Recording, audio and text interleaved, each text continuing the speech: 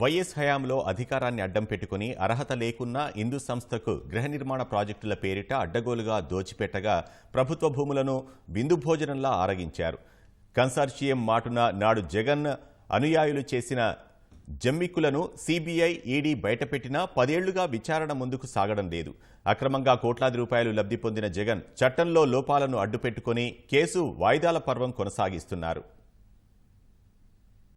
ఉమ్మడి ఆంధ్రప్రదేశ్ ముఖ్యమంత్రిగా వైఎస్ రాజశేఖర్ రెడ్డి ఉన్న కాలంలో తండ్రి అధికారాన్ని అడ్డుపెట్టుకుని జగన్ చేసిన ఘోరాలు అన్నీ ఇన్ని కావు. ఎలాంటి సాంకేతిక, ఆర్థిక సామర్థ్యాలు లేకపోయినా జగన్ సన్నిహితుడన్న ఒకే ఒక్క కారణంతో శ్యాంప్రసాద్ రెడ్డికి హైదరాబాద్, నంద్యాలలో హౌసింగ్ ప్రాజెక్టులను కట్టబెట్టారు. కన్సార్షియం సమయంలో, టెండర్ సమయంలో చూపి సంస్థలన్నీ పక్కకు పోయి ప్రాజెక్టులన్నీ శ్యాంప్రసాద్ రెడ్డి వశమయ్యాయి. ఈ కుంభకోణంలో గచ్చిబౌలి ప్రాజెక్టులో వైవి సుబ్బారెడ్డికి సగం వాటా దక్కడంతో పాటు జగన్కు 20 కోట్లు చేరాయని సీబీఐ 2014 సెప్టెంబర్ 9న ఛార్జిషీట్ వేసింది. నిందితులో YS Jagan, V Vijayasai Reddy, SN Mohanty, I Shyamprasad Reddy తదితరులను చేర్చింది. అయితే ఈ కేసు 10 ఏళ్లలో ఏకంగా 224 వాయిదాలు పడింది తప్ప నిందితులపై చర్యలు కాదు కదా, కనీసం విచారణ కూడా జరగలేదు.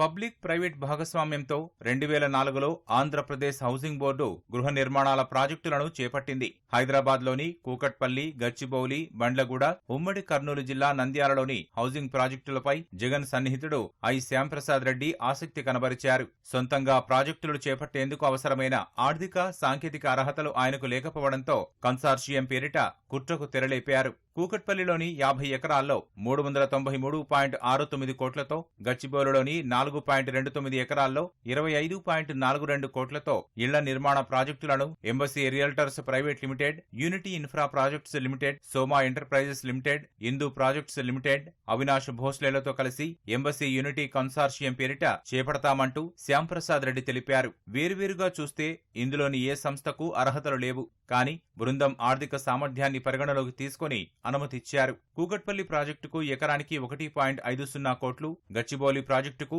ఎకరానికి 45 లక్షలు కోట్ చేసిన ఎంబసీ యూనిటీ కన్సార్షియం బిడ్లను 2004 నవంబర్ 1న హైపవర్ కమిటీ ఆమోదించింది.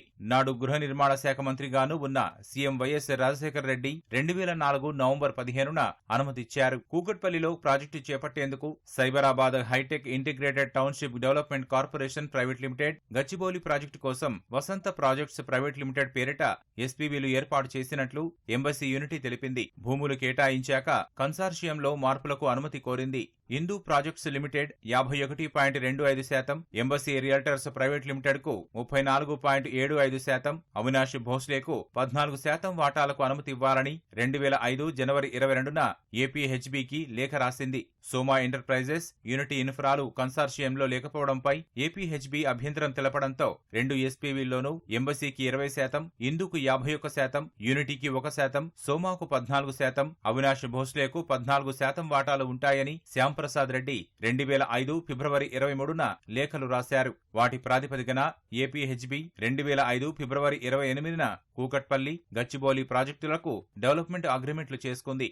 అయితే ఇక్కడే చిన్న మతలబు ఉంది. ఎస్పీవీలో ఉన్న షేర్లన్నీ శ్యాంప్రసాద్ రెడ్డి, ఆయన భార్య పేరిటే ఉన్నాయి. ప్రాజెక్టులను దక్కించుకోవడానికే మోసపూరితంగా వ్యవహరించారని సీబీఐ విచారణలో తేలింది.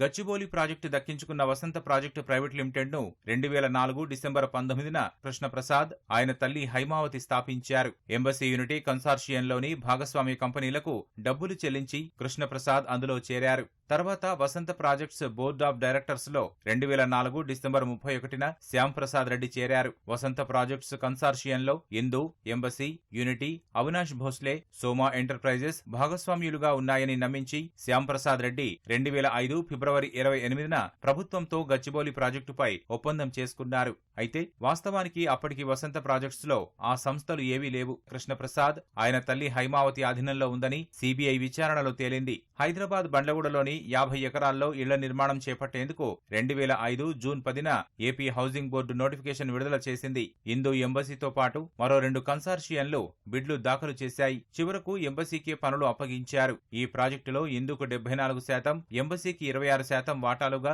Eastern Province projects private limited పేరుతో ఎస్పీవీ ఏర్పాటు చేసినట్లు హౌసింగ్ బోర్డుకు శ్యాంప్రసాద్ రెడ్డి తెలిపారు. వాస్తవానికి ఈ ఎస్పీవీ కూడా పూర్తిగా శ్యాంప్రసాద్ రెడ్డిదేనని సీబీఐ వెల్లడించింది. ఈ మొత్తం వ్యవహారంలో వైఎస్ రాజశేఖర రెడ్డితో పాటు ఆయన కుమారుడు జగన్ మంత్రాంగం నడిపించారు. ప్రతిఫలంగా వైవి సుబ్బారెడ్డికి గచ్చిబౌలి ప్రాజెక్టులో సగం వాటా దక్కిందని జగన్ కు చెందిన కార్మెల్ ఏషియా సంస్థలో శ్యాంప్రసాద్ రెడ్డి 20 కోట్లను పెట్టుబడిగా పెట్టినట్లు సీబీఐ విచారణలో తేలింది. ఏపీఐఐసీకి వసంత ప్రాజెక్ట్స్ 2వ విడత డెవలప్మెంట్ ఛార్జీలను చెల్లించే సమయంలో వైవి సుబ్బారెడ్డి రంగంలోకి దిగారు. 2005 మే 17న కూకట్పల్లిలోని చిట్కో ప్రాజెక్టుకు అదనంగా 15 ఎకరాలు కేటాయించాలని అప్పటి housing board VC MD Mohanty సిఫార్సు చేశారు. దీనికి సీఎం కుర్చీలో ఉన్న వైఎస్ రాజశేఖర రెడ్డి ఆమోదించారు. ఏపీఐఐసీకి తెలియకుండానే హిందూ ప్రాజెక్ట్స్ కు చెందిన 51% వాటాను సుబ్బారెడ్డి, కృష్ణప్రసాద్లకు కేటాయించి శ్యాంప్రసాద్ రెడ్డి మోసానికి పాల్పడ్డారు. నిబంధనల ప్రకారం ప్రాజెక్టులోని విల్లాలను సాధారణ ప్రజలకు ఆఫర్ చేయాలి. కానీ కృష్ణప్రసాద్, సుబ్బారెడ్డి పలు విల్లాలను తమ కుటుంబ సభ్యులు, బంధువులకు ఇష్టారాజ్యంగా అమ్మేశారు. సామాన్యుల కోసం ఉద్దేశించిన ఎల్ఐజీల నిబంధనలు సైతం పక్కన పెట్టి కేవలం హై ఎండ్ విల్లాలనే నిర్మించిన హౌసింగ్ బోర్డు పట్టించుకోలేదు. క్రమంగా చిట్కోలో 5 కంపెనీలకు బదులుగా 3, వసంత ప్రాజెక్ట్స్ లో 5కు బదులుగా ఒకే సంస్థ మిగిలిపోయాయి. ఆ తర్వాత చిట్కో నుంచి ఎంబసీ రియల్టర్స్ ప్రైవేట్ లిమిటెడ్ తప్పుకుంది. ఈ మొత్తం వ్యవహారంలో ఎంబసీ యజమాని జితేంద్ర వీర్వాణి 50.16 కోట్ల లబ్ధి పొందినట్లు సీబీఐ తేల్చింది. నంద్యాలలో 75 ఎకరాల్లో 117.83 కోట్లతో గృహ నిర్మాణ ప్రాజెక్టు నిర్మాణానికి 2005 జనవరి 17న హౌసింగ్ బోర్డు ప్రకటన ఇవ్వగా 2.5 లక్షలకు ఎకరం చొప్పున డెవలప్ చేసేందుకు ఇందు సంస్థ మాత్రమే బిడ్ దాఖలు చేసింది. ఇందుకు సాంకేతిక, ఆర్థిక సామర్థ్యం లేకున్నా సింగిల్ బిడ్ దాఖలైన కారణంగా 2005 మే 17న హైపవర్ కమిటీ శ్యాంప్రసాద్ రెడ్డితో ఒప్పందం చేసుకుంది.